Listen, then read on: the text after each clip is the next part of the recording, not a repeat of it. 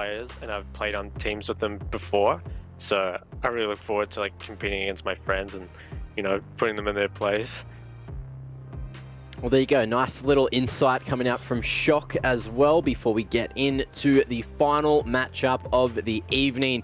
It is going to be Pentanet and Direwolves going head-to-head, and this should be one that you don't want to miss. Look, boys, it's...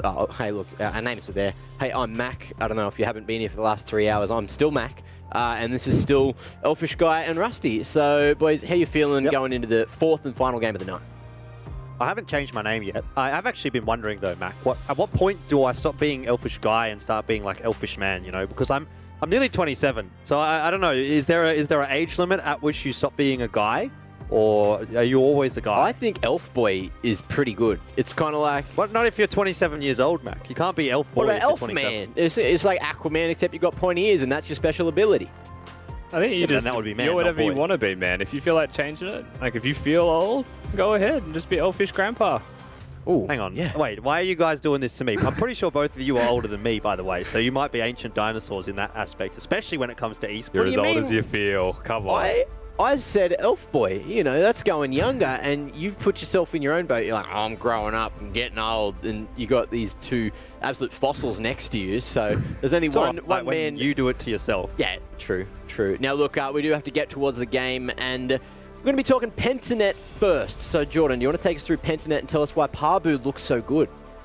Man, Pabu did look good. Got some early ganks, very, very strong early jungle pressure yesterday on the Viego, and Pentos were really able to just snowball that into the fastest win in LCO history.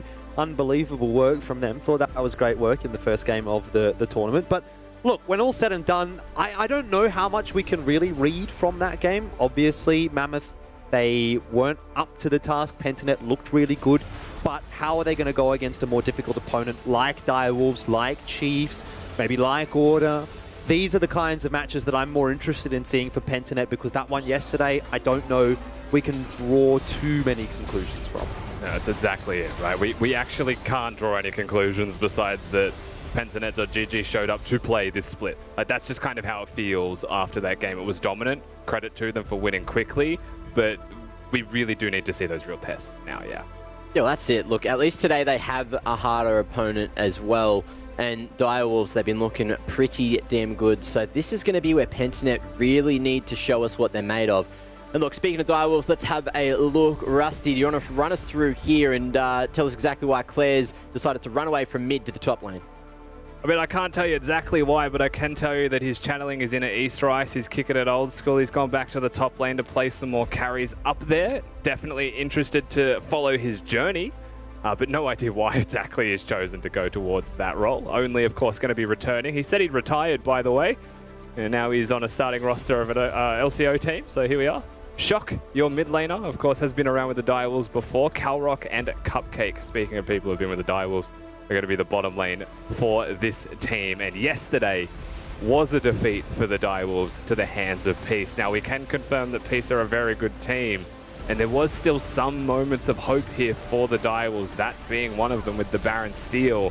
But they lacked a lot of discipline. A lot of mid-game focus went very wrong for them. And so there's a lot to work on.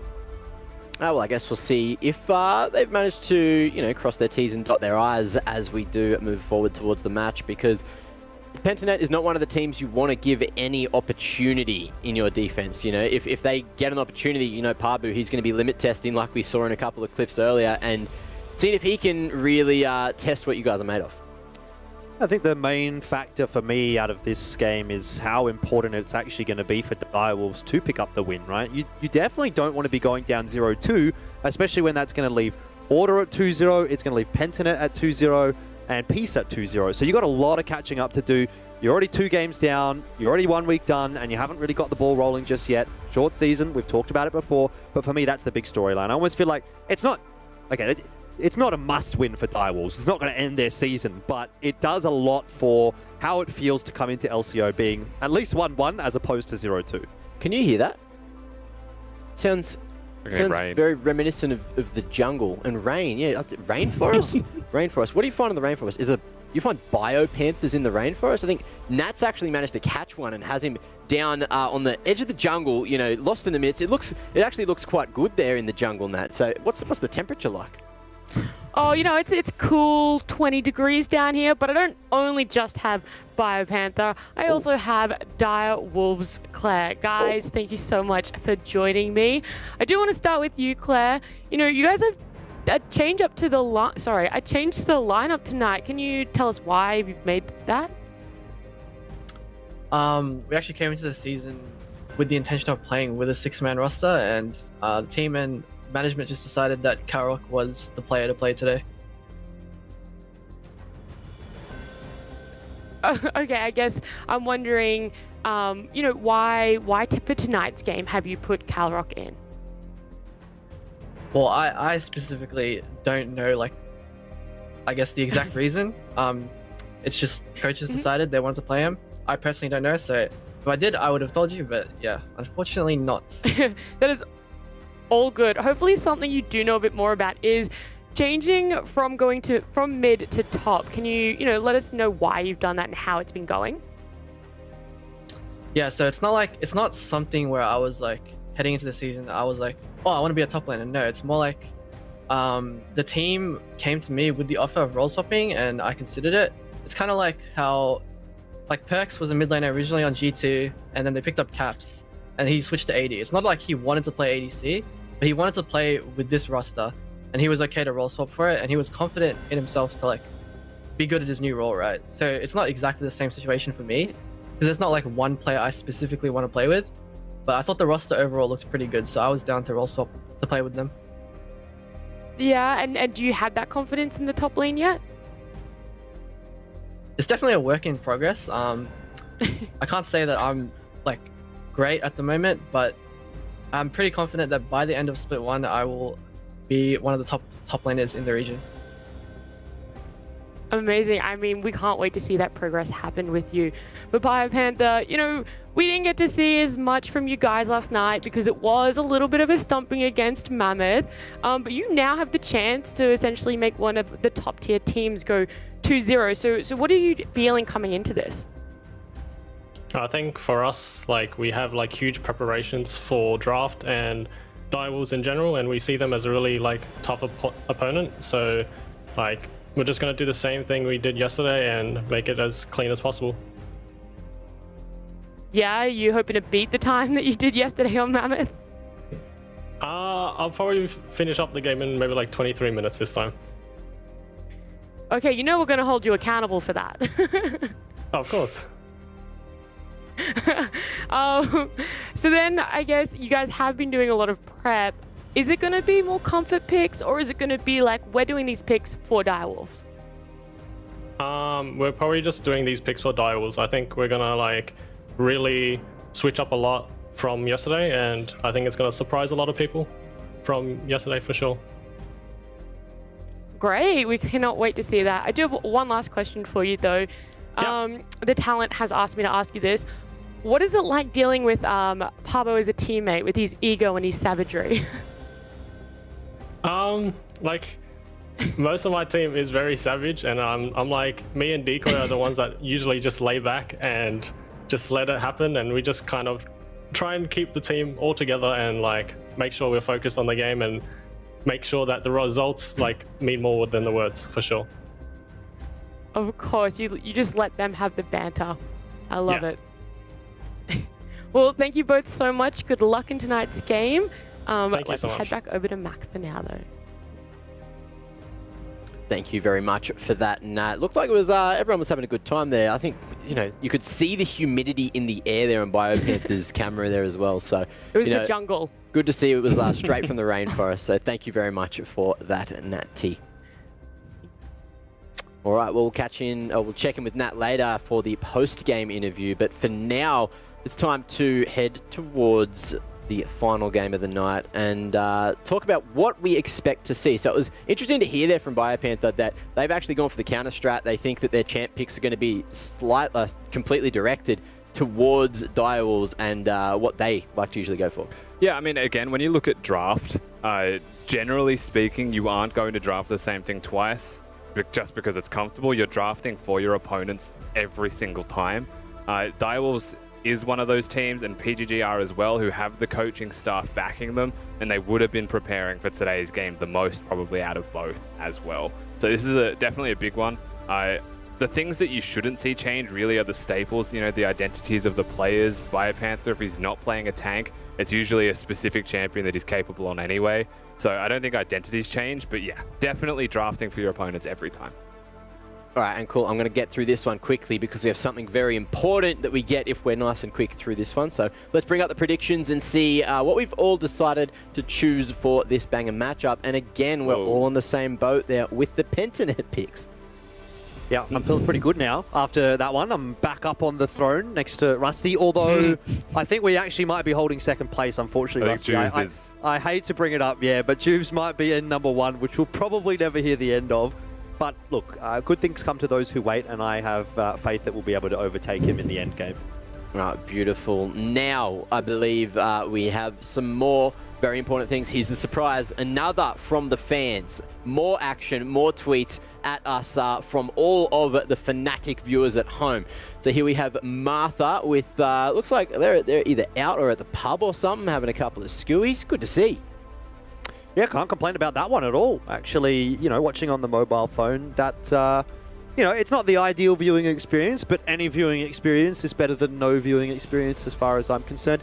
Not too sure about those two casters, though. They don't look too attractive. I think the ones they have today are a little bit better looking, in my opinion, but that's just me. Hey, but we respect this, though. Supporting the partner in Claire. That's what Martha's out doing. We respect that. There you go, and hopefully she'll be ready for Claire to do his best work at top tonight. Now moving forward, I think we have two more, so let's see what the second one is. What do we got here? It looks like, oh, that's me, that's you, and oh, there's Rusty and Jordan as well. So Mercury's watching this one down at Murdoch Esports Gaming Hub, so he's having a good time down there.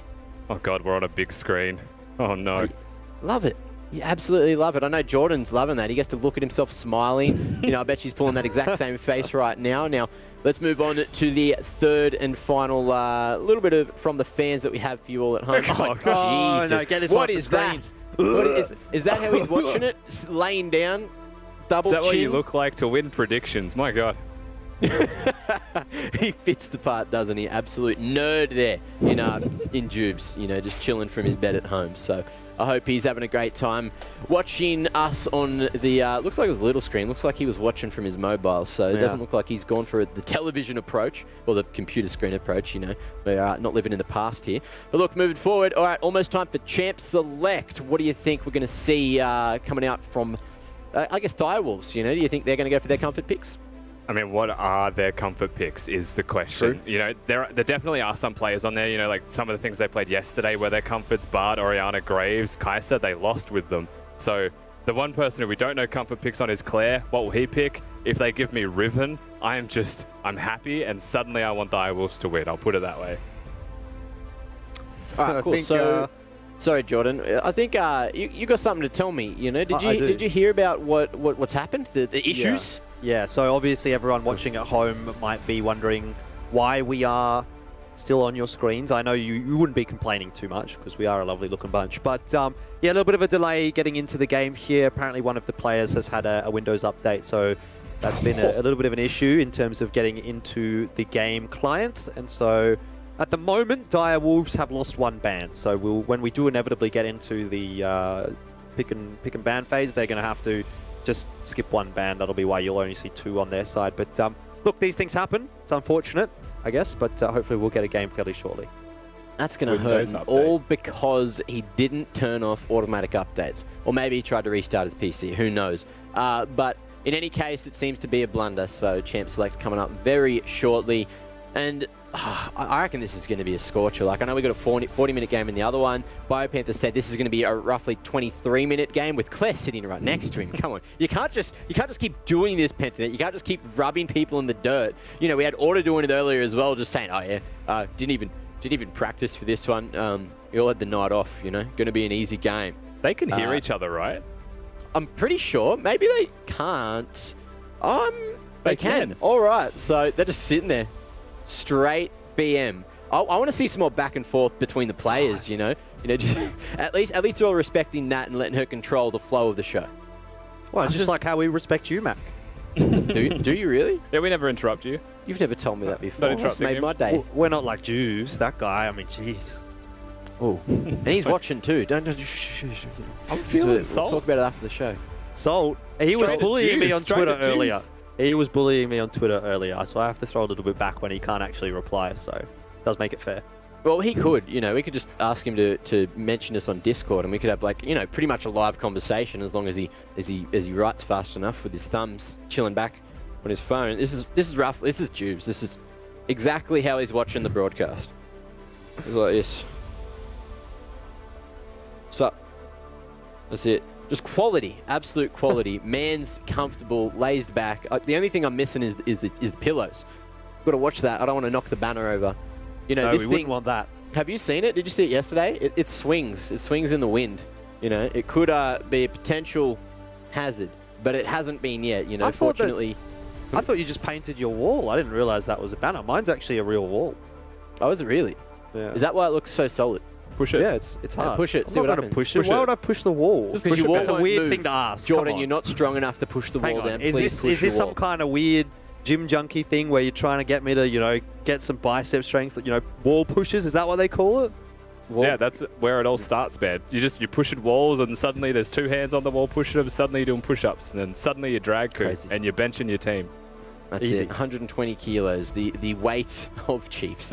So there you go. How much do you reckon Dragku weighs as well? I reckon he's pushing about 100. So together he's about 220 for the whole team.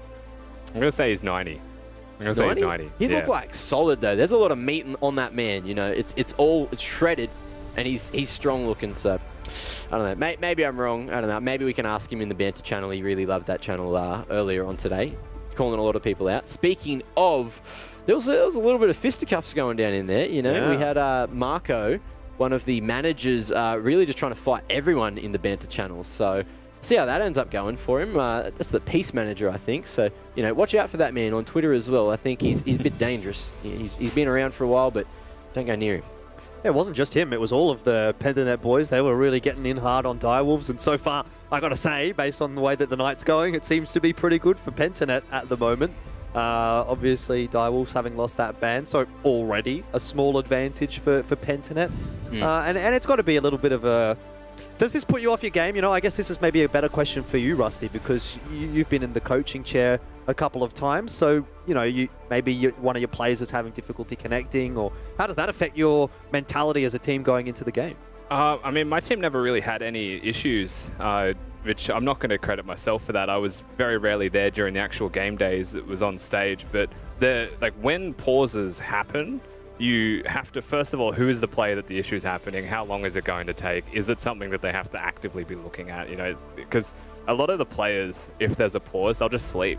They'll legit just recline their chair and just close their eyes like nothing's happening and pass time. So I've not heard it be a massive issue unless the pause goes past a certain point. And that's usually the point where the referees will be like, okay, you can talk to each other. And suddenly it's okay. Because that's the biggest issue, right? Is you're just sitting there brooding in silence. But before a game, it's fine. During a game, there's a lot going through your head. Yeah, that'd be hard to bring back. So, we see you've got a pretty good physical game going. How was your mental game, though, back in the day? Back in the day, terrible. Oh my god, I was trash. Okay. Claire, who's playing the top lane for Direwolves right now, is the reason I retired. I don't know if I ever told him that, but he smashed me at land so hard, just ruined my life. In one game, I quit. What that tournament finished, I quit. I think it was ACL 2014. OG days. Yeah. He annihilated me. I was so salty. All right, I've just received word. What's that? Oh, thanks, Phil. So it looks like Gunkrab's actually going to be standing in super sub because one of the players couldn't get to the server. So it's a bit unfortunate, but thanks for that, Phil. I'll put that in my notepad. Cheers for that. Now, looks like we are ready finally. So Gunkrab's in. We got 10 players rather in the server, and it's time for Champ Select final match of the night. Final match for this week of LCO. Take it away, boys. Well, what an interesting turn of events. I guess as far as super subs go, Okay. there could It's be AD. worse subs. I wasn't Yeah. sure where he was subbed, man. I was worried that they'd be like, super sub, here's a jungler. Game's over. But we're good, Nope, we're good. It's good. I mean, they're basically just running the team that they had yesterday, so things could definitely be worse. Look, if one person's going to disconnect or not be able to get into the game, you want that person to be the one that you have a direct replacement for. So I think it's about as good as it could have been for Direwolves. They do miss 2 bans, by the way, was the update, because they were a little bit late. So these first couple of bans for Direwolves will have to go by the wayside. That's why we are just watching that countdown timer tick on by. Udyr taken away by Pentanet. I mean, it's not a huge surprise. Look, do you gamble here? Oh, I guess Pentanet have the first ban, right? So they can't really gamble. They can't really make the Direwolves force that Udyr ban through. It is going to be the Seraphine ban for Direwolves, and we'll see what Pentanet round things out with here. But leaves a bit open. Obviously, Direwolves on the blue side do have the first pick. I mean, it leaves plenty open, and the thing is, like, you could still gamble if you were PGG, because you could just ban none of the OP champions, and maybe they take Udyr, but you get 2, right? That's generally the way that those trades tend to go if you opt into them. But because this was so late notice, it's hard to actually plan for those things. So you just try and do the best bans that you can. You do give things to your opponents, yes. So like, for example, they've gone for targeting only. They've gone for 3 jungler bans. Now, Pabu does have a fairly deep champion pool, but they've given over a Thresh, which means picking Rel is difficult. So the question here is, do you go for the Rel, which is a strong champion, or do you go what is now Azaya with a Rakan as your support? And once again, another pick away from Direwolves. Well, they kind of have left things still a little bit open to interpretation for that Pentanet roster. You know, you've gone for a very safe kind of selection with the Xayah, and then obviously Orianna in the mid lane can go with any kind of team composition and find some value. So we have to wait and see what Direwolves are going to sort of go through with here in their second phase of picks, and that will probably inform the decision-making of Pentanet a little more. Yeah, and so with this Thresh locked in, one of the AD carry champions that is often opened up is the Aphelios. It just makes his life significantly easier in duo, in unison with that Thresh. You know, having the Lantern to escape, the way they synergize through their combos is, honestly, it's fantastic. You shouldn't be surprised that your opponents would be looking at this if you were Direwolves, but they've also gone for the Gragas with their comp. So it makes things like considering a Kindred a little bit more risky for someone like Pabu. And it is also a flexible champion. Claire could most likely play that in top lane. And Biopanther starts to run out of some options here, but he is on red side, so he does obviously have the opportunity to 5th pick counter if he would like. Yeah, they go, excuse me, been casting a while. They go for the safe selection. Obviously, they know what the bot lane is going to be, so Rakan, I mean, not really a huge surprise there. Pentanet not giving a whole lot away to Direwolves just yet as we wait for the remaining bans to come through. This will be where actually Direwolves do finally start to get some bans rolling. I wonder what they'll be targeting. I guess top, jungle. What do we want to get rid of? And you know, if you watch other regions, there is a player called Xiaohu from the LPL who was a mid laner who switched to top. And it was just funny watching his first games in that role swap, because often you'd be like, okay, what can a mid laner play top lane? Well, he picked Orianna and he carried the game. So he just played a mid laner top lane until he could play top lane champions. I would love to see that from Claire. You know, I think that Gragas is maybe one of those happy hybrid champions because you're a spell slinger. But I honestly, like, he may be the one person I would say, go for the Azir top lane if it's correct, you know? Well, not an option this time, unfortunately. Azir banned away by Pentanet, so either they don't want to see it in mid or maybe they don't want to see it in top. This is where things get interesting, though. What is the pick going to be for what looks to be the top lane of Pentanet here? A Swain hover would have been quite interesting with the Everfrost changes, but it is going to be Nah, so nothing too surprising in the top lane for Pentanet. Combos well with the Orianna. It's going to be nice for Chaz as well, helps him with his ultimate as well.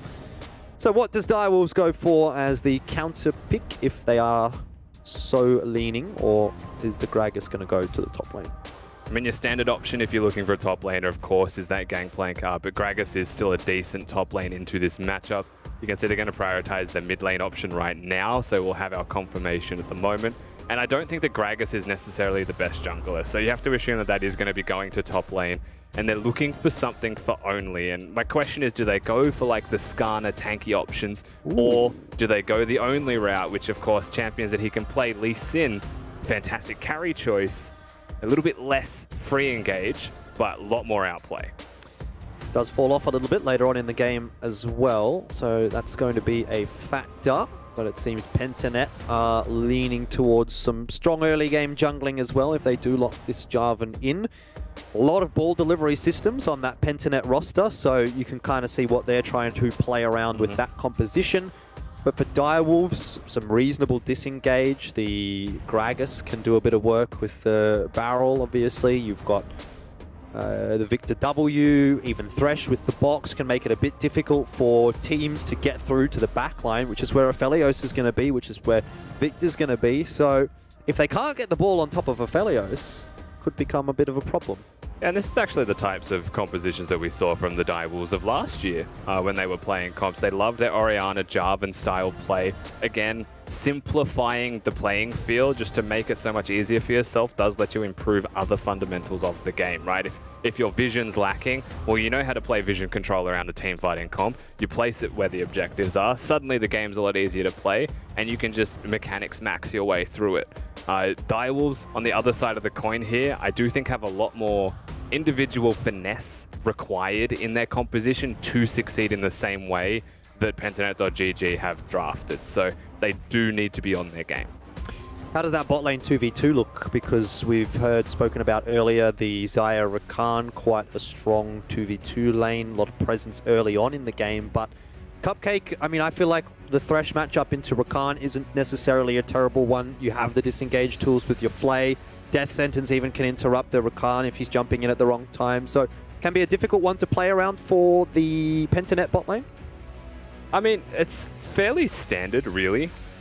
When you look at the Direwolves bottom lane, they obviously if a Thresh hits a hook, suddenly there's kill threat. That's the nature of every hook champion. Aphelios does have some potential kill threat, usually around the Graviton where he has crowd control himself, but generally just wants to scale. Xayah Rakan is actually one of the lanes that at level 1 can have insane damage and pressure, and then at level 2 their kill threat is absurd if the early level 1 trades went well. So I feel like ultimately we just have our windows of opportunity, we have our item spikes, our level spikes, where both bot laners are just going to be strong. It is mainly obviously about whose junglers are on which side of the map. All right. Early game shenanigans as well, something that we've seen a little bit of when the Xayah Rakan have been involved. I'm not sure that Pentanet is the kind of team that will lean towards that, but we will have to see as we are into the final game of the evening for the LCO. Week 1, day number 2, final day of this week, although some of the following weeks are going to be 3-day weeks, which is going to be quite fun. Super weeks, we might go so far as to call them. You could. Of course, as we get into this one, we are joined by Farmer here. So as we get straight into this one, Farmer, talk to me, mate. How has this draft gone for you? Well, to be honest, it went a little bit not according to plan because we lost our bans due to technical issues, but I like to think that we formed a comp around the playstyle that we wanted to with our early picks. So, you know, we just deal with the fact that it didn't go according to plan. Sorry, you continue. Yeah, and that is actually one place that I want to start here, Farmer, and talk about is the loss of bans. Because was it a scramble for you guys? You know, like, do you have to suddenly readdress the entire strategy in your draft and just pick what you can, just hope for your life that it works out? Or, you know, because you've got so many experienced people on the team, was it still a bit of a calm affair? Yeah, I would say everyone handled it pretty well, and also it didn't actually impact our plan too much. I think we got the champs we wanted, especially in the early stages. But yeah, it definitely shook it up a little bit, and I've not experienced that situation before, so it definitely threw me a bit. I feel that the last 4 or 5 picks were not ideal, but it is what it is. And this is your first time coaching as well, right? In an official capacity. Have you done any coaching work before this, or was this more of like you saw the opportunity and you've seized it? Yeah, no, it's been a big jump for me, big transition. I think trial by fire almost. luckily the Direwolves support staff and org in general is really supportive, and yeah, it's honestly there to thank for like everything going even slightly well in regards to me. I can't take any credit for anything that happens, but I hope that by the end of well, even in the next few weeks, I hope that I can really step up and kind of take more of a leadership role in the drafts and stuff like that. Yeah. All right. Hopefully that goes well for you. I just want to touch quickly one final question before we let you go on the substitution that didn't end up happening. Obviously, you've got Gunkrab in today. What was the decision-making process behind switching Calrock in? And obviously that hasn't happened, so how does that sort of affect things coming back into this game here against Pentanut? Yeah, so both players were performing really well in scrims at similar levels, and I just wanted to give both of them the opportunity to perform on stage and really test them there. I think the fact that Calrock didn't get to play today is a really big shame, because I think he's a stellar player and deserves time in the spotlight, but hopefully you guys will see him next week in that regard. I think luckily Vincent was Gunkrab was there and just ready to fill in, so it didn't throw us too much, but yeah, it was unfortunate, like I said. Yeah, well, absolutely. You know, it could be worse, right? When you've got the ready-made replacement right there, ready to jump in, and you're not going to say no to that kind of opportunity as Gunkrab. Hopefully we'll get to see Calrock coming in later on in the piece, as you say, eagerly awaiting that. And best of luck to you as well as the rest of the Direwolves for this coming game. Thank you. Cheers, mate. Appreciate the interview. All right, Rusty, some shenanigans going on as we start to see a little bit of presence headed in the direction of the bot lane. There is a teleport, actually.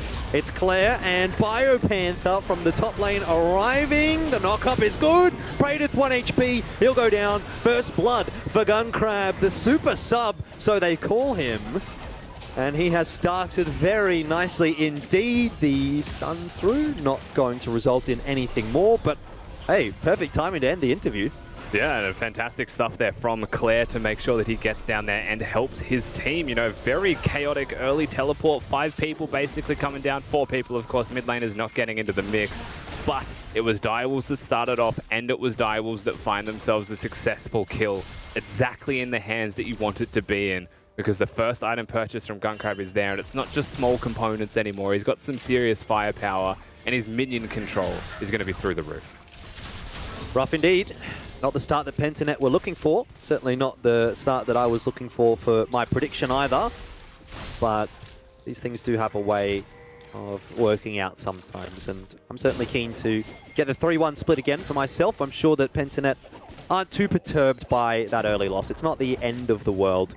1 kill does not a loss make. Biopanther has a very big wave to catch here in the top lane, and he's already quite substantially ahead in terms of CS, so he's doing pretty well for himself.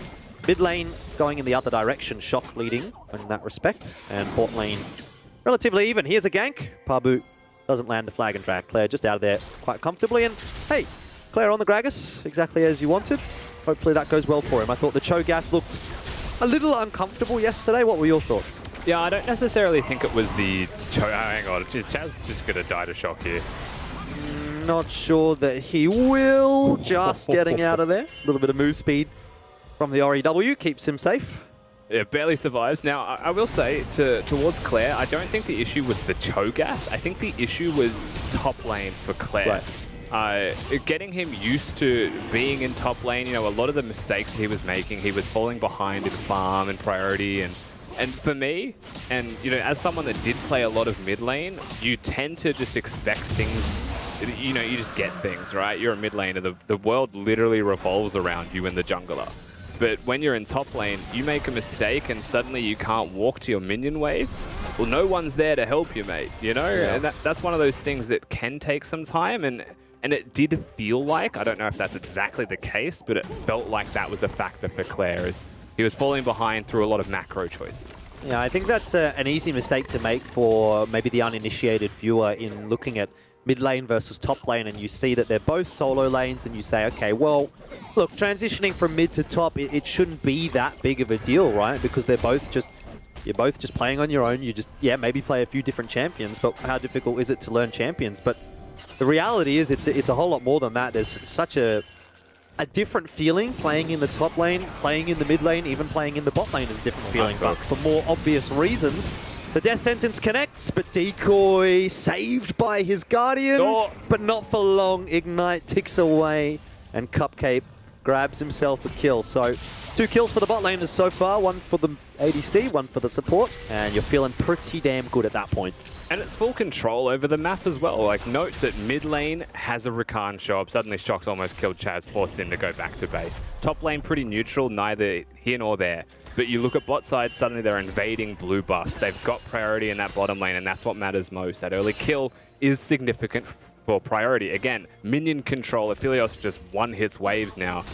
And suddenly Thresh is unlocked. Hooks hit because they're just trying to get back to lane. And it can go from bad to worse. It can cascade out of control. Hang on a second. This could be interesting. Only going to put the ward down. Hops over to it. Pabu is in trouble. Dragon Strike connecting, but not quite going to be enough to finish Pabu off. He'll walk out of his jungle quite happily in the end to take a recall. And every time that they get out with their lives is a small win, but it's not enough to do anything in the way of PGG. Is there a risk of being dove here? Only 6. Dive is coming in indeed. Only is here now, and he does have Dragon's Rage. It's not quite going to be used just yet. Although he did use it earlier on in the piece, my bad. But in the end, we do see the kill through onto Praedith. And for lack of a better word, Pentanet's bot lane does feel like they are getting preyed upon. Yeah, they're having a shocker. It's not of their own doing so much as it is the pressure the Direwolves are putting down here as well. You know, it was the early ganks, was the teleports. Now it's the pressure from that mid-priority that we saw come out earlier. That all comes into effect here. Biopanther is going to do his absolute best. You know, he has found that early CS lead that we mentioned. Suddenly now is also getting health advantages, is starting to become a serious threat for Claire to contend with. But if you look at what's happening on the rest of the map, and I'm sure Biopanther feels the same way, it's not going well enough for him to be happy. No, certainly not. I mean, you should mention he's got a cull in the back pocket as well, so he's going to get a fairly hefty cash injection. And when you're winning lane and you have a cull, that can only bode well for you later on in the piece. But that bot lane, a very, very present threat. And Aphelios, I feel like, is always one of those champions that, when he does start to get ahead, becomes very oppressive to deal with. Even if you've got the tools, you've got the Nai, you've got the Jarvan 4, you have the ball on the Orianna as well, but sometimes it's just not enough. And when it isn't enough, and the Aphelios just survives and is able to pop all that damage down, you just think, well, what more can I do?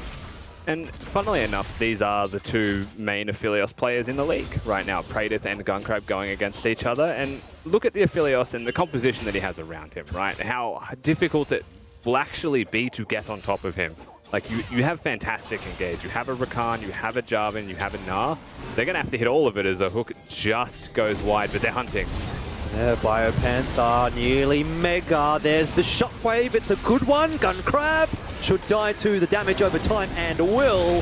And Claire arrives way too late to the party. Pentanet, what a turn! Speak of it, and it will happen, apparently is the name of the game here. So well done here by PGG. They hit level 6 and beyond. They use their ultimates in a combo, and no one that's caught within that is going to survive. They pick on the bottom lane of Direwolves, you know, the lane that's getting the kills, the lane that was starting to snowball that priority. And they also get them on the lane flip, as only... Only going in for it. Praedith is, well, donezo really at that point. That is a 1v2. Only completely outplaying his opponents, making it look quite classy. Well, that's what happens when you have nothing left to keep you alive. Now, I do want to see if Praedith actually had that flash and ultimate available at the time that he did die, but we see this again. Pretty straightforward, just a wombo. You know, Jarvan, Orianna, Rakan, there's no way to get out of that one. Claire comes in just to try and help, but realistically, there was no way to help that one. Well, looks like he had flash, just based on what I'm seeing right here. The ultimate online as well, I think. Just having a quick look at the replays, so there is that to note. I mean, you see Lee Sin go in 1v2, you're expecting him to flash kick you, right? Yeah. That's just, you know what I mean? That's just one of those things where if those were both available and we are correct, that's a mistake. Well, the flash is up now for Praedith, and so too is the ultimate, so hopefully no more than 3 deaths this game.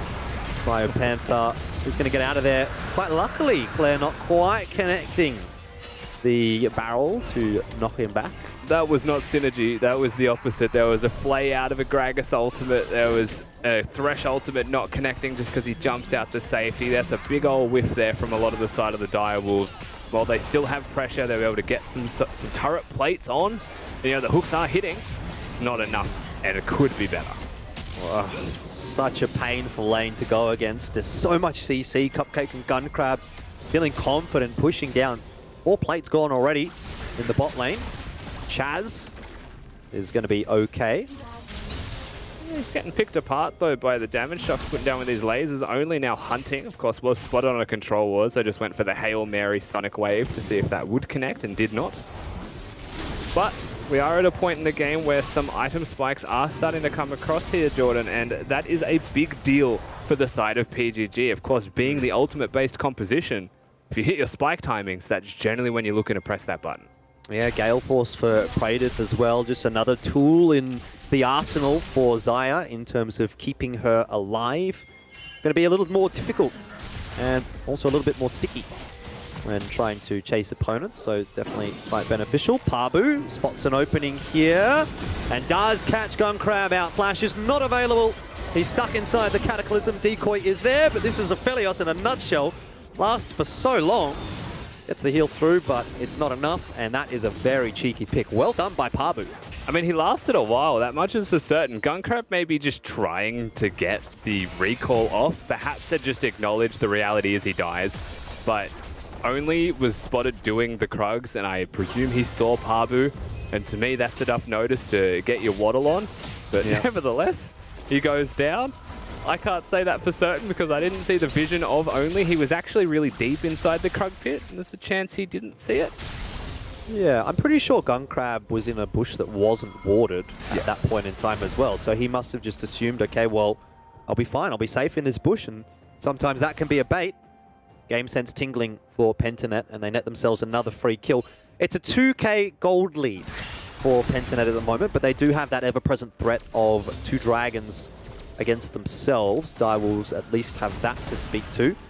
But some of the players, as you mentioned, starting to come online. Pabu's got quite a few of the kills and assists on the side of Pentanet, so he is going to be a problem. And Jarvan's, again, one of those really solid early game champions that when he starts to get a lead, it's almost impossible to have a bad game. You know, you're always going to be relevant if you're doing damage on Jarvan, and this is the way to do it.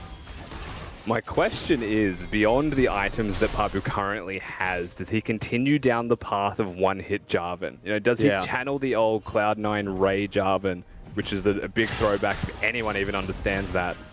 But usually what you would see from a Jarvan is like an AD item, and then either like Black Cleaver tank or full tank, just because that's usually your role for the team, right? Like, you have a combo that works with you pressing R, so you're going in first.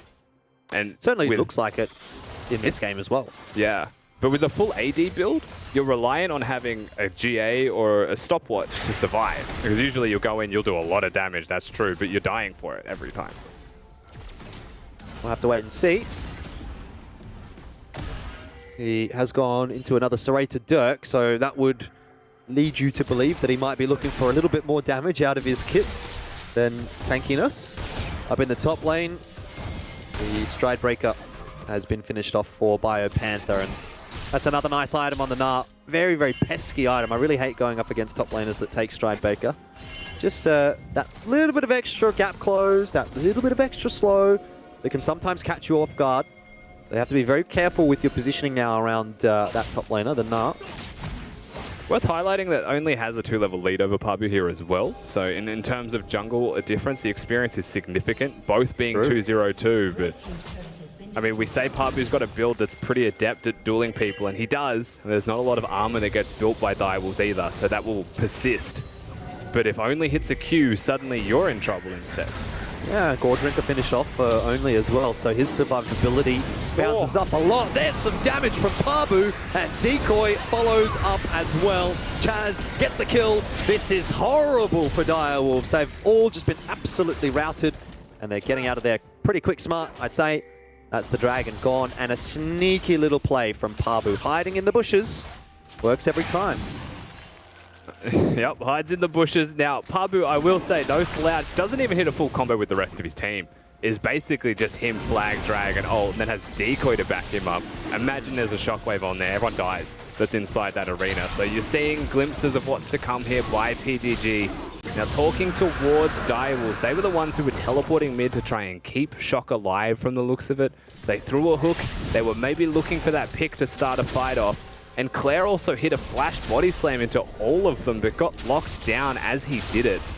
So there were the makings of a potential good team fight there from Direwolves. It just completely gets thrown to the wayside with how much damage was done from the forefront by PGG. It's always hard to try and catch up, especially when you are a team that not only is fighting from behind, but it's also maybe a little bit weaker on paper at that point of that fight as well. So an ill-fated fight for Direwolves to begin with. I think it'll take a little bit longer for Claire to get those tanky stats where he starts to become a little more unkillable. Gunkrab will have a little while to scale here as well. And Pabu, I mean, when you're getting engages like that, you're just not going to complain at all. Gunkrab nearly gets blown up in one combo. Yeah, I mean, he sees the thresh hook, he sees Gunkrab throwing the Q out on Aphelios as well. Just casual sidestep, you're on a ward. Psych, you're now dead. Very simple stuff there, honestly, coming out of Pabu. And I mean, we mentioned this in draft. It's a simple comp. It's a simple execution. You give them an opportunity, they'll take it. And now that it's ahead, that's even more deadly. Biopanther doing a bit of damage down in the bot lane. Claire at about half HP is going to have to sit in the bush and heal himself up. Now we're back to top. Everything's happening all over the map, and it's still favoring Pentanet. Only this time, the player with all the kills for Direwolves just survives courtesy of a heal from Gunkrab. That would have been a big shutdown if Pentanet were to get it, but either way, they're happy with proceedings, and Biopanther does not care about the turret at all. He's on top of Claire. No respect at all. And no respect deserved, because Biopanther grabs himself another solo kill. The jump got cancelled, bought a little bit of time there from Claire, but now ultimately is 0 and 3. And this game goes from such a promising laning phase out of Direwolves, great first move and teleport, to one mistake in top lane, and suddenly everything's going haywire. This could be a little bit of a boo-boo by Pentanet, sticking around too long, forced to use the Xayah ultimate to dodge the hook. That's okay. I think in that instance, I mean, the ultimate isn't the longest of cooldowns, so you could be happy in the end. That was the correct move, because I think if Decoy got hit by that hook instead, you could say he fully juked to the right to ensure it went at Xayah. If he got hit by that hook, might have had to be a summoner spell. At the end of the day, better safe than sorry. Use a Xayah ult, dodge out, be safe. It's one of those things, isn't it? Yeah. You know, you're like, I can probably dodge this, but if I don't, like, is it worth holding the ultimate? And the answer is normally no. Yeah, if it hits me, I'm a clown, right? Yeah, exactly. And it's 2 minutes until Dragon comes up, so ideally and most likely, Praetor isn't going to get into a situation where he will need that ultimate in the next 2 minutes, so I think it's fine. Yeah, absolutely. I mean, I completely agree with that. Also, luckily for Direwolves, only got out with his life. 2 control words placed on the lantern that was thrown to save him, and he couldn't get there. So while it was well played by PGG, they didn't get the kill in the end. Did, however, get a heal out of the side of Direwolves to try and keep only alive, and that's one of those summoner spells that may be missing for the next Dragon fight in 1 minute 30. And looking at the other summoner spells that are important here, Teleport is the main one for me that I would look at first. Yeah. That's actually an advantage for Direwolves. Yeah, Biopanther doesn't have his available. Shock's still waiting for it, but it should be up in the next 20 or 30 seconds. The other one to note, I suppose Gunkrab will be at least given the relative safety of having Flash available for the next fight, unless one breaks out in the very near future. Pabu trying to get up to his old tricks.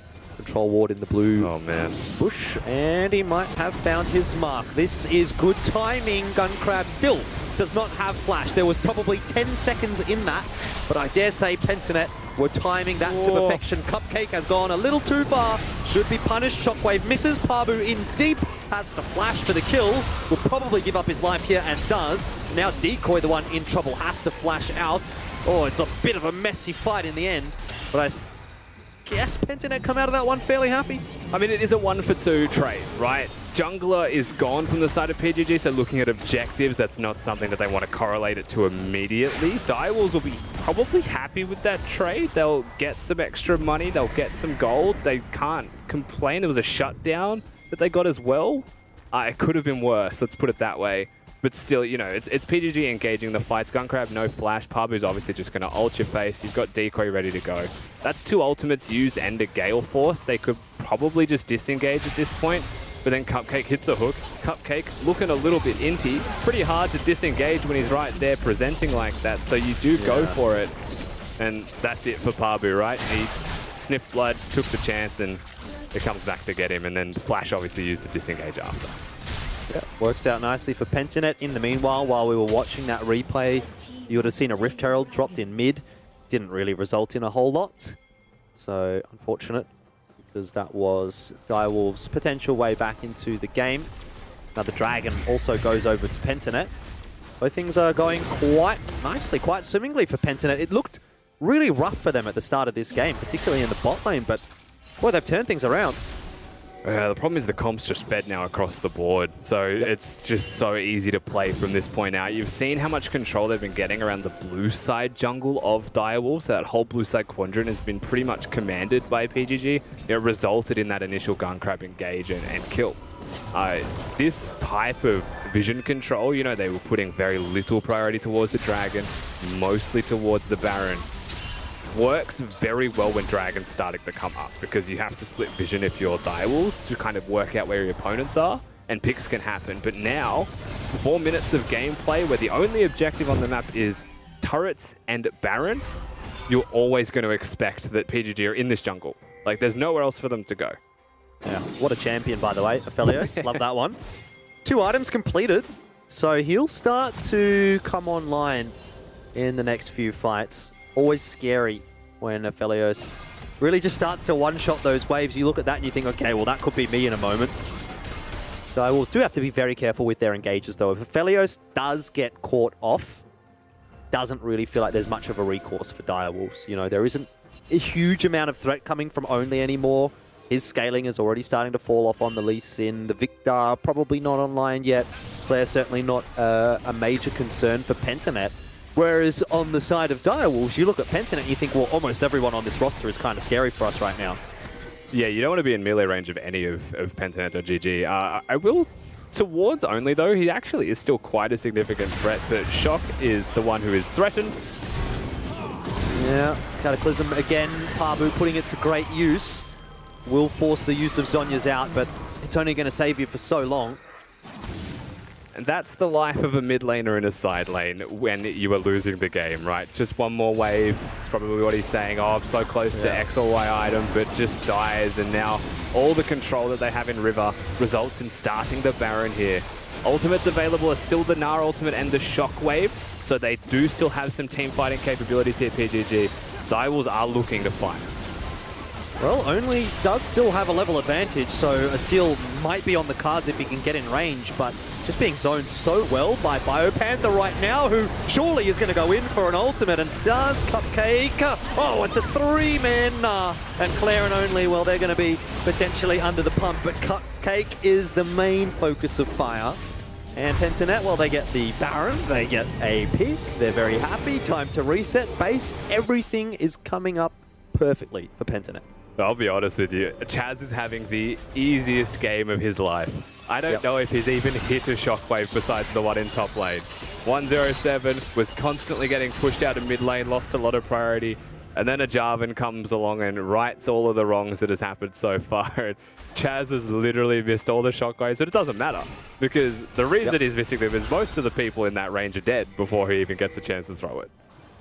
Those are the best kind of games, though, aren't they? You play that and you're like, thank the LP gods for the free win. In this instance, no LP, but still something to be gained. And I guess it's kind of looking like, okay, well, where do we get the engage now from for Direwolves? Because if it comes from Only, he's deep in the backline, presumably, low HP. Yes, he's got Gourd Drinker, can get a bit of survivability from that. But he's likely to go down looking for an engage. Claire, Oh, no. not going to be too helpful, not tanky enough just yet. And Gunkrab forced to flash as well. It's all over the place right now. Pentanet are just finding advantages. Every single place we turn our attention to, something's happening, and it's always favoring Pentanet. So I have to hope maybe for Direwolves that Cupcake could pull off the world's nuttiest death sentence.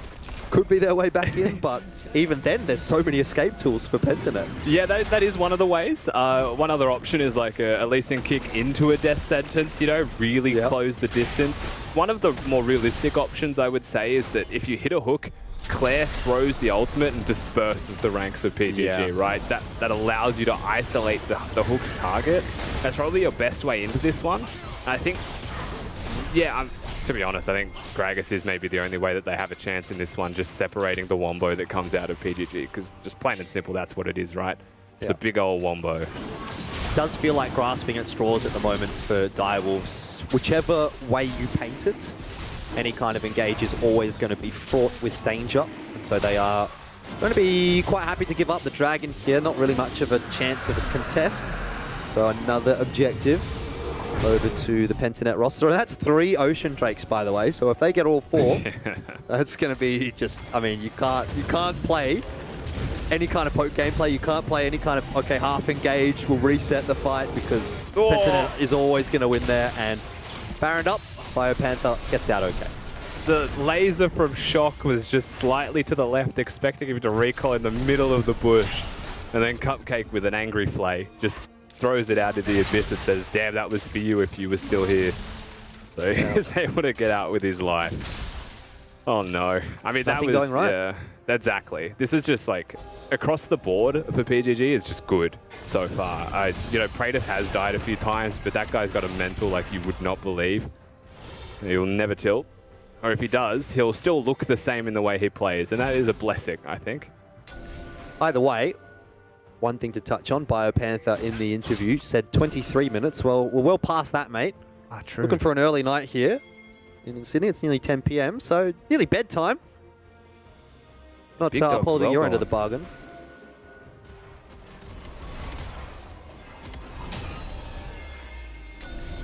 Waiting game is basically all it's going to be for now. You know, no objectives to be spoken towards. Direwolves with very little incentive to leave the safety of their base. And it is a fortress. Very hard to get through. PGG, of course, with all of their ultimates back up available, however, does mean if they look for a siege or they get a glimpse of a moment, they could capitalize. But just so risky. Why not continue to play for that 4th Ocean Soul Drake and just legit get a free win? Only he's looking for something, you know? He's trying to make something happen, but in that situation, which person do you even want to see face-checking the bush? Maybe the Ori is like the only possible person that you could realistically get a pick on at this point. You know, Decoy, he's got his W, he's got his E. Praetor has ulti, heal, flash, Pabu, flag and drag. BioPanther's just too damn tanky, so looking for picks is even a lesson in futility right now for Direwolves, and that's adding insult to injury. Oh, it's just bloody rude. He doesn't even have a ward there. Pub is just a big old meanie.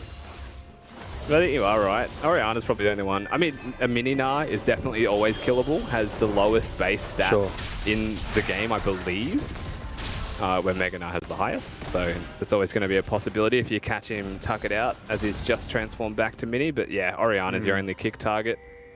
I mean, what you realistically, you're not even looking for picks at this point. You're like praying that a pick comes to you, yes, but you're looking to get control of a line in a quadrant of vision. Like, you can't control the whole red buff, but if you can get this bush and the one to the right of it, and suddenly you have a line to get to the dragon or a point to contest, you know, somewhere to draw that line in the sand, then you have a chance. But no vision controlled, no line, no chance. Even if you do get there into a position to contest the dragon, it's going to be so difficult for Direwolves to find the absolute perfect engage, and they almost have to wait for Pentanet to make a mistake as well. Granted, mistakes will happen. Always does. It's about how well you can punish them. And Direwolves are not too well situated to be punishing mistakes, but looks like they're trying to make something happen mid, really forcing it in the direction of BioPanther, who will just be happy to walk out of there. And all of a sudden now the rotation coming through for Pentanet. Yep. And it feels Direwolves might be the ones out of position. Yeah, it's just calm, measured play realistically from Direwolves here. They want to force that mid priority. It's the avenue to the sides. Baron being up and available. What can you do, right, if they go to Baron? Well, you push the mid wave, and then you slowly work your way towards the Baron. We have one blue trinket on the side of Direwolves, so that's one way to check if people are missing for the entire wave. But you always play the game through the ARAM, effectively. And then you start to stretch your wings out to the sides. There is still insane vision for PGG behind where Direwolves are currently stationed. Yeah, you've got teleport wards left, right, and center, but Direwolves have said, this bush, this is our way to the Drake, this is where we want to control the wave, this is where we'll fight. And we've got some wonky league going on from it. I do like the respect that's being given by Pentanet right now. They're not trying to go for any over-eager engages. They're really just toying with the rotations and positioning of Direwolves, and it's led them to the Baron, which is an uncontestable objective by rights for Direwolves. So Baron's gone over. Dragon hasn't spawned yet. Biopanther might be a bit over-eager, but the explosive cast doesn't connect properly, pushes him away. Now Decoy arrives deep in the fight. It's almost two skirmishes going on at once. Who does it favor? Well, no one at the moment. Maybe Direwolves even, if only could have gotten a bit more damage. Oh, but he doesn't. And in the end, Pentanet, they're just too far ahead. That's a good death sentence. Claire! Again, there's just no damage to follow up for Direwolves. There were so many moments where that fight could have turned in their favor, but they're too far behind. Yeah, and Biopanther definitely pathing very illegally there and super early to try and get into the fight, but does not go down. He's still able to get himself towards the Mega Gnar, and now we're looking at a teleport coming in mid, Dragon secured. We're in a position where PGG are laughing, right? This is one of those moments where all you can say is get the Dragon, wrap it up, be happy. Yeah, just having a quick look at what's been going on. Someone disconnected from Discord, it seems like. But overall, I think we're ready to go back into game pretty quickly. So a quick pause is a good pause as far as I'm concerned, Rusty, especially at this point in the game. It feels like we're kind of delaying the inevitable, doesn't it? It's not quite the early game suspense pause where you're wondering, oh, what's going to happen? How's this going to go? You've just confirmed Ocean Soul for Pentanet. You've just confirmed Baron. You've just won another team fight. Scoreline is 16-6, and there's a 11k gold lead. We've all seen this story before, and we all know how it ends. Well, you've also only got one person alive for 15 more seconds here, so at the bare minimum, the inhibitor's going to go down. But if you're PGG, you might even consider pushing to end here. Probably the only person who is not alive for them and does not have the teleport, so maybe a little bit of an inhibiting factor. But yet again, Jordan, why take the risks? Exactly. They're so far ahead. Just play it out. It really doesn't seem to be in the wheelhouse of Pentanet to go for the finish there. If they can take the small advantage and use that to snowball, that's what they're going to do. At least that's what they've showed us throughout this game in particular. So, not surprising at all to see them just decide to go for the base, another reset. And it'll give us an opportunity to look back at that last fight, which was a cluster of fun, is a way to put it, I think, Rusty. Yeah, Big Danny with a big engage there on the Rakan, and Biopanther, of course, does tick over to that Mega Gnar. Pabu trying to make the montage of it, but is a squishy champion. It's like what we said before, he's just going to die, you know? That is the product of the build that he has chosen. The damage is nuts, but his death average will be significantly higher, and Praedyth, untouched through a lot of that fight until the very end, is just having the time of his life dealing damage and auto-attacking, and it is not insignificant. He is critting everybody. Which is a crazy situation given the way that the bot lane started. Remember, Praedyth was 0-3 at one point in the game. Now he's 6-3-5, and I said when he was 0-3 something like, okay, maybe no more deaths for this game. And that's exactly what he's been able to do. It's one of the things I tell myself in solo queue sometimes. Whoa. Well, maybe here's a chance. Praedyth, nice ultimate to avoid the explosive cast. Gets in aggressive on top of Gun Crab and continues to put damage through. Shields, heals, everything. And Praedyth still survives, and that's enough damage for Pentanet to win the fight. And indeed, we know where that leads. It's going to be straight towards the Nexus. It'll be a win for Pentanet to finish off the week for LCO. It's been a great week, especially if you're Pentanet. They are now 2-0 after that, and you will not be complaining at all. I mean, from 5 minutes on in that game, they were definitively the team in control, right? They hit level 6, they look like the better team, they control Summoner's Rift. A couple of hiccups here and there is all you can really fault them for. but that's not enough of a fault for us as the broadcast team to be like, that's not a good team. You know, they're clearly fighting for that top 2 position right now, and we still have to put the lens on Direwolves, right? You know, there's so many hiccups and moments that are good and moments that are bad, just so closely intertwined with this team. They're just not finding anything positive. Well, speaking of good teams, we've got a good team here on the broadcast as well, and that includes Mac. So let's get him back. Welcome back to the team, Mac. Stop it. That's too kind of you. Yeah, no, good game. You know, we got our predictions right, so finally got over the line. And look, it was another red side that won, so it's not all blue today. It was split down the middle. Yeah, interesting to note. I thought a very nicely played game by Pentanet, to be honest. The way that they were able to come back from an early deficit. I mean, you even see it here. They're down nearly 1.5k gold, but I think that actually was the turning point. That big roam up into the top lane. They knew where they had strength. That was Biopanther, that was Pabu, and the rest just follow suit and say, hey, can I come along for the ride, pick up a bit of free gold? And from there, it really just snowballed. Pabu, early game, impressive again, following suit from what we saw yesterday, and then the rest is history, as they say. Yeah, the first one got them back in the game. This second one here was what gave them the lead, and then you can see what they're able to do with that, just consistently finding more and more opportunities to engage, finding those picks. And you know, Direwolves, I think they're happy to have a little bit of creative chaos in there. Cupcake proving that he wants to be thrown into that chaos as fast as possible. And, you know, try and get some trades back and forth, but pretty much every fight conclusion, we still looked at it and said, that's good for PGG.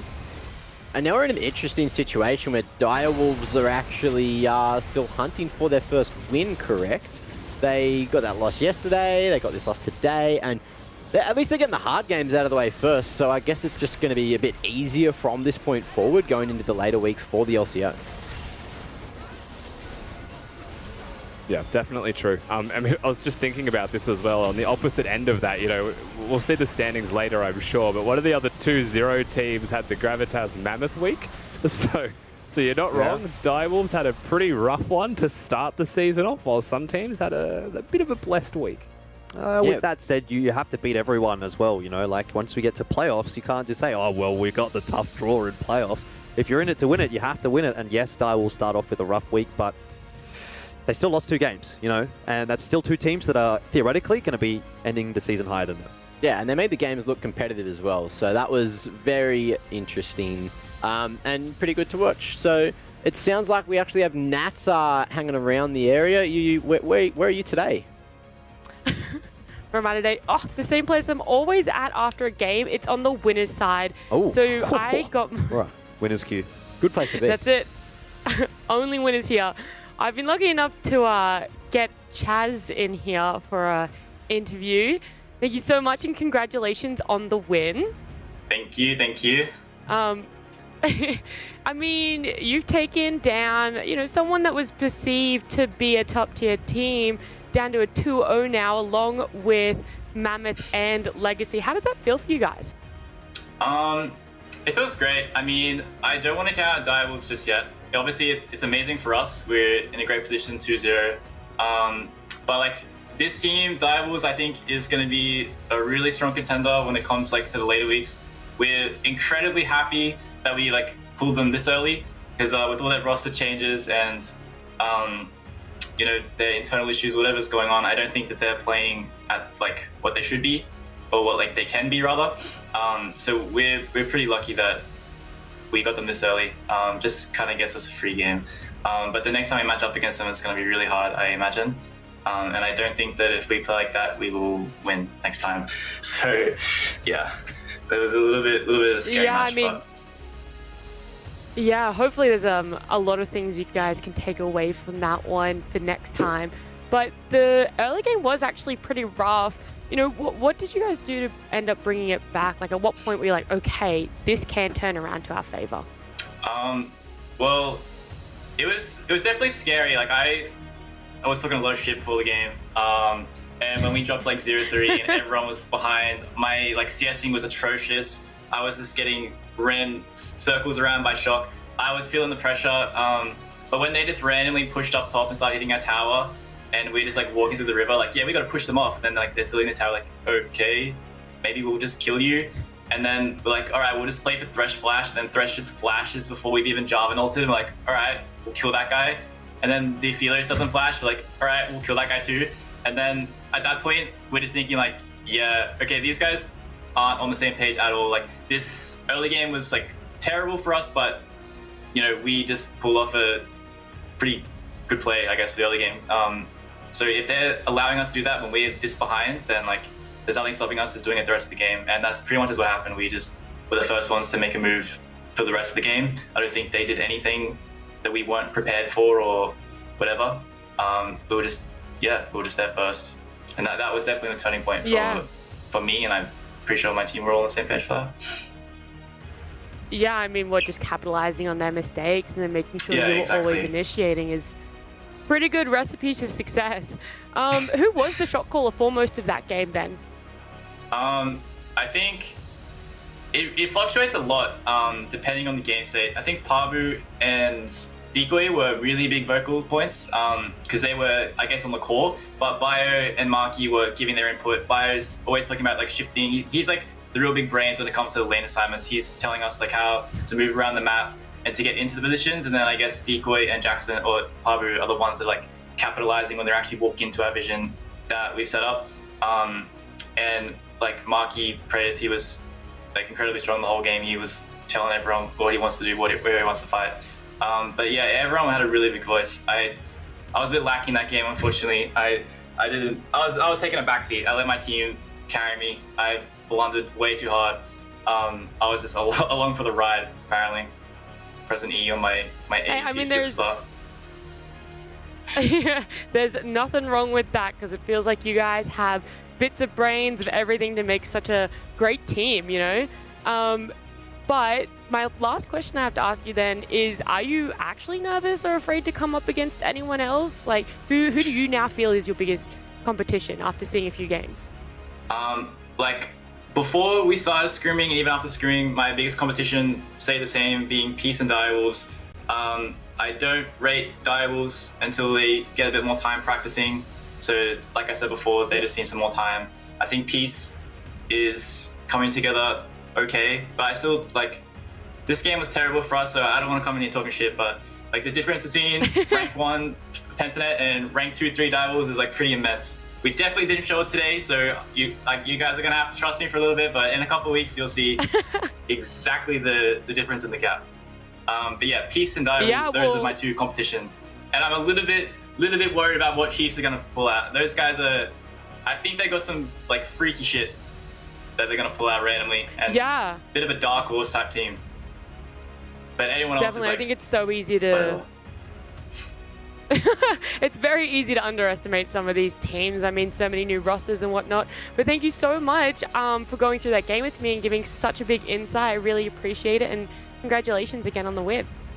Thanks a lot for having me. Oh, good. Alrighty, Mac, come back in here. Hey, how you doing? What about the rest of us? Oh, that was... We can go. I guess if Elfish and Rusty have to come in too. Yeah, I want to be on the show. Do you really? Yep. You haven't been acting like it, mate. Look, we're going to have a chat after the show. Hang on. Just because I didn't wear the pineapple shirt, you sent one to my house. You it's didn't a bit do the weird. I don't even dance know how either. you got my... Come on, Mac. Don't bring this up on stream. You didn't do the dance. I'm Don't so bring it up on disappointed. stream. No, it's all right. Thank you very much for the interview, Nat. And Chaz, he's just a very short guy, isn't he? He's just sitting real low there. You know, I heard he was standing. Like, that's what the myth, like the wind told me. You know, he was standing up there, standing at a solid 3 foot on the floor. So good on you, Chaz.